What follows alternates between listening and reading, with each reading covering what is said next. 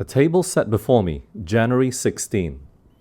Whoso eateth my flesh and drinketh my blood hath eternal life, and I will raise him up at the last day. For my flesh is meat indeed, and my blood is drink indeed.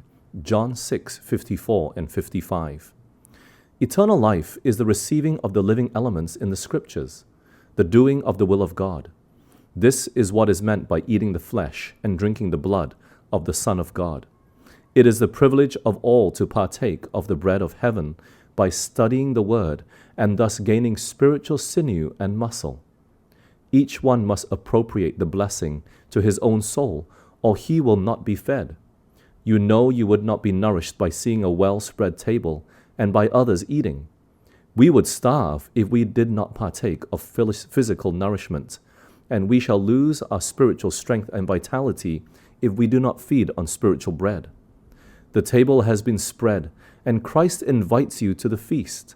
Shall we stand back, refusing bounties, and declaring, "He does not mean this for me"? We used to sing a hymn that described a feast, where a happy household gathered to partake of the bounties of the board at a kind father's invitation. While the happy children gathered at the table, there stood a hungry beggar child at the threshold. She was invited to come in, but sadly she turned away, exclaiming, "I have no father there." Will you take this position as Jesus invites you in? Oh, if you have a Father in the courts above, I entreat you to reveal the fact. He wants to make you a partaker of his rich bounties and blessings. All who come with the confiding love of a little child will find a Father there.